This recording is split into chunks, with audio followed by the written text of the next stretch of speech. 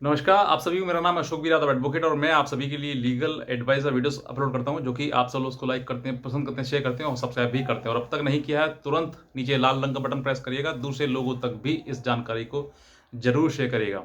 देखिए, हमारे पास बहुत सारे ऐसे क्लाइंट्स हैं, बहुत सारे हमारे पास हमारे व्यूअर्स हैं, सब्सक्राइबर हैं जो हमें कॉल्स करते हैं, हमें पूछते हैं कि सर हमारी पत्नी इस तरह की चीज़ें कर रही है, हमारे पास इतना केस कर दिया है, हम इतना परेशान हैं, इतने सालों से हम केस लड़ रहे हैं, हमारा क्या होगा, हमारे थाने में हमारी पत्नी हमें ले जाती है और हमारी सुनती नहीं है, पुलिस भी हमें परेशान करती है, पुलिस भी हमें गलत बोलती है। तो इस तरह की चीज़ें, वो बहुत सारी चीज़ें हैं जो आपके सामने आती हैं, आपको बहुत ज़्यादा प्रॉब्लम्स आती हैं। तो जैसे कि आपने थंबनेल देख लिया होगा कि पुलिस अगर आपकी नहीं सुनती है, क्योंकि पति पत्नी के केस में जो है वो ज़्यादातर पति को ही इसमें दोषी ठहराया जाता है, पति को ही बार बार कहा जाता है कि तुम गलत हो, तुम पे नहीं रखनी आ रही है, इस तरह की चीज़ें। लेकिन कहीं पर पत्नी को नहीं कहा जाता है। तो आज मैं आपको बताऊंगा कि किस तरीके से आपकी बात भी पुलिस सुनेगी, और सुनेगी ही नहीं, आपके अनुसार काम भी करेगी, क्योंकि कानून समान है, किसी कोई जेंडर स्पेसिफिक नहीं है कि किसी महिला की ज़्यादा सुनी जाएगी या किसी पुरुष की ज़्यादा सुनी जाएगी, ऐसा नहीं है। आपके अनुसार आपकी जो बात है, बात के अनुसार सिर्फ़ ज़रूरी है कि आपकी उसमें कोई गलती ना हो। ज़्यादातर मतलब पुलिस जो है, पुलिस भी ये सोचती है कि जो सामाजिक रूप से देखी जाए तो महिला जो है वो कमज़ोर है। वो आप पर आपको आपके ऊपर अपनी ज़बान चला सकती है, आपको गलत कह सकती है, गलत बोल सकती है आपके लिए, ठीक है? जो आपको धमकी देना है, धमकी दे सकती है वो, लेकिन आपके ऊपर हाथापाई नहीं कर सकती है, आप उसकी मार-पिटाई नहीं कर सकती, ऐसा मानते हैं। हालाँकि आजकल महिलाएँ जो हैं वो मारती-पीटते भी हैं। बहुत सारे हमें पास पति जो है शिकायत करते हैं कि सर हमारे पत्नी जो है हमें मार देती है, कुछ भी उसके हाथ में आए वो फेंक के मार देती है, हमारे ऊपर ऐसा कर देती है। लेकिन जहाँ पर ये बातें कहने की आती हैं सामाजिक रूप से अगर देखा जाता है तो वो जो पुलिस जो है, पुलिस को तो रियलिटी नहीं पता। पुलिस जो है वो पति को ही दोषी ठहरा देती है और पति को ही डाँटती है, पति को ही कहती है कि तुम्हें जेल भेज देंगे, तुम सही से रखो इसको, ऐसा रखो, वैसा करो। तो आज जो मैं आपको ये बताऊँगा कि अगर ऐसी कोई पत्नी आपकी है जो कि काफ़ी आपके साथ गलत कर रही है और काफ़ी सालों से आप परेशान हैं, पीड़ित हैं, और बार-बार मतलब आपको थाने में ले जाती है घसीट कर, और कोर्ट कचहरी, थाने सब कुछ कर रही है वो। लेकिन कहीं न कहीं पुलिस जो है वो आपकी भी नहीं सुन रही है, क्योंकि आप उसको हर चीज़ बता रहे हैं, लेकिन कहीं न कहीं सुन नहीं रही है, आपको डाँट रही है, आपको गलत कर रही है, आपको ही गालियाँ भी देती है, भगा दे देती है, इस तरह की चीज़ें कर रही है, लेकिन कहीं न कहीं आपकी उसमें सुनवाई नहीं हो रही है। तो आज मैं आपको वो रास्ता बताऊँगा जिस रास्ते से आप गुज़र कर अपनी बात पुलिस के सामने बता सकते हैं, पुलिस आपकी सुनेगी भी और आपके अनुसार कार्रवाई भी करेगी। क्या करना है? देखिए, ज़्यादातर पत्नियाँ जो हैं वो यही केस लेके जाती हैं अपना कि सर मुझे पति मेरा मारता है, मेरे साथ गलत करता है, मुझे सही से रखता नहीं है। हालाँकि सही से रखना इसकी कोई डेफ़िनेशन, कोई परिभाषा नहीं है। ये अभी मैंने कुछ दिन पहले ही एक वीडियो बनाया था, इसमें honourable high court, Patna high court के जजेस हैं, उन्होंने उनके सामने ही कहा था कि सर मेरा पति मुझे सही से रखता नहीं है। तो जज साहब ने भी ये सवाल किया कि सही से रखने का मतलब क्या होता है? कैसे रखे तुमको सही?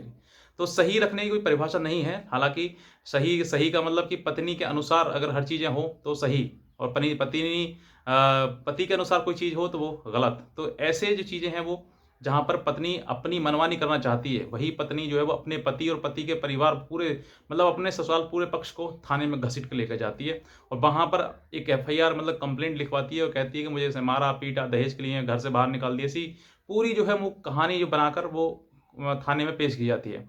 और उस थाने में जो पुलिस वाले जो होते हैं वहाँ पर उसको देखते हैं, पढ़ते हैं। कुछ लोग मज़ाक भी उड़ाते हैं, कुछ लोग उसका मज़े भी लेते हैं कि भई देखो सामने आई है पत्नी है, ये किसकी पत्नी है, ऐसे कैसे? तो उसके कुछ ऊट-पटांग सवाल भी पूछे जाते हैं। अब वहाँ पर पति बैठा होता है, तो पति को डाँटा भी जाता है भी कि तुमने ऐसा क्यों किया? हालाँकि वो उनकी जो मंशा है वो ये होती है कि दोनों पति-पत्नी दोनों को दोनों रहने तो एक-दूसरे के साथ ही हैं।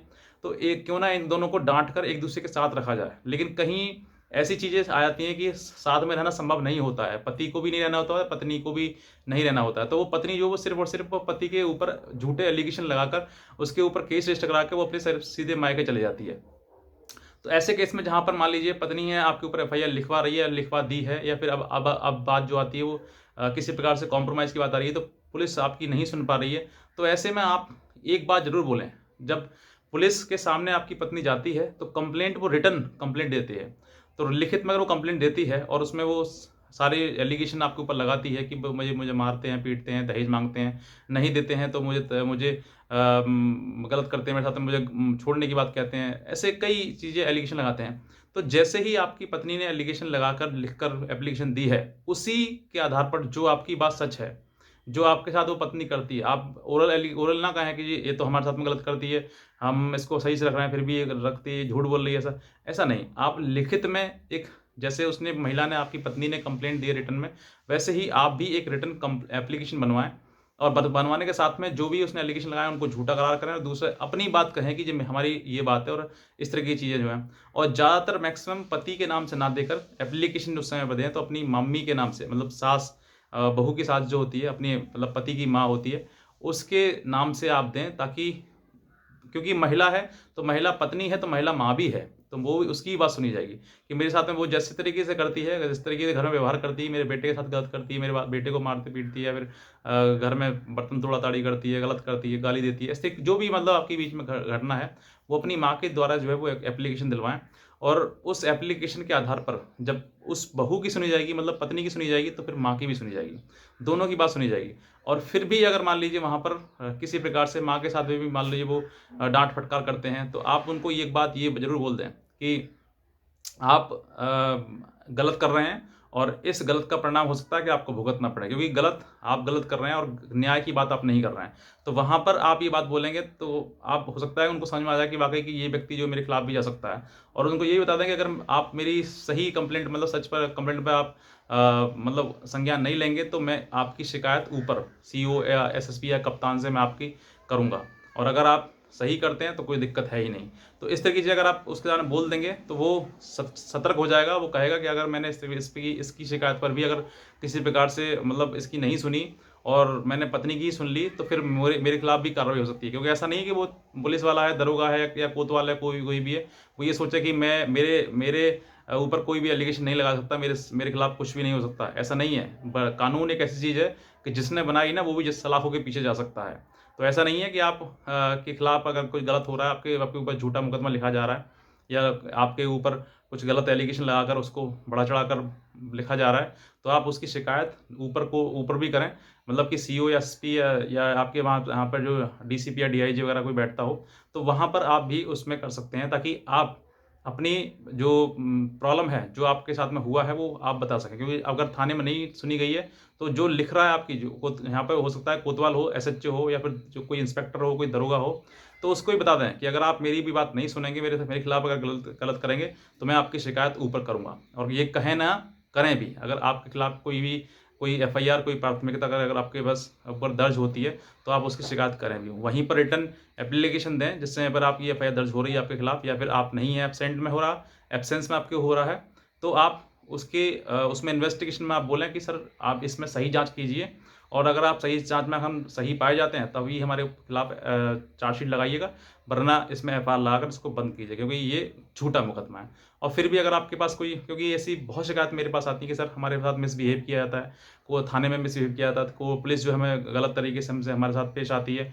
गाली गलौज करती है, तो आप उसकी शिकायत जो है वो तुरंत करें। किसी प्रकार से कोई आपको डरने की ज़रूरत नहीं है। आप सोचें कि मेरे खिलाफ कहीं कोई केस रजिस्टर ना कर दे, कोई मेरे खिलाफ मुकदमा दर्ज ना कर दे ये दरोगा, तो आप इस तरीके से बिल्कुल ना डरें। आप अपनी कंप्लेंट जो है, अगर आपके खिलाफ गलत हुआ है, तो आप कंप्लेंट ऊपर, थाने तक ही सीमित नहीं है, थाने के ऊपर बहुत आपके पास मतलब ऑफिसर्स हैं जो आपकी बात सुनेंगे। ऊपर एसपी हो सकता है, डीएसपी हो सकता है, डीआईजी हो सकता है, फिर ऊपर सीएम तक हो सकता है, वहाँ तक आप कंप्लेंट करिएगा। जब एक व्यक्ति की लगातार ऊपर तक कंप्लेंट जाएगी ना, तो प्रशासन भी उसको ये सोचेगा कि इसी व्यक्ति की बार-बार कंप्लेंट क्यों आ रही है? क्योंकि कहीं न कहीं ये व्यक्ति जो हो सकता है कि गलत लोगों के साथ में कर रहा हो, तो उसका या तो ट्रांसफ़र हो जाएगा, सस्पेंड हो जाएगा, या फिर वो लाइन हाज़िर हो जाएगा। तो कानून सभी के लिए है। अगर आपके साथ गलत हो रहा है, तो आप उसका ही मुद्दा उठाइए, और आपकी पत्नी आपके साथ गलत कर रही है, तो उसके लिए भी आप मुँह तोड़ जवाब दीजिएगा। और जो भी आपके साथ हुआ है, परिवार में हुआ है तो परिवार में बताइएगा, नहीं हुआ है तो जो चीज़ें आपके सामने आ रही हैं, उन सब चीज़ों का जवाब आप तुरंत दीजिएगा। तो आई होप सो कि मेरे द्वारा जानकारी आपको अच्छी लगी हो। तुरंत सब्सक्राइब करिएगा, बेल आइकन भी प्रेस करिएगा, ताकि नेक्स्ट जो वीडियो है वो आपके पास डायरेक्ट पहुँच सके। आज का वीडियो देखने के लिए आपसे बहुत धन्यवाद।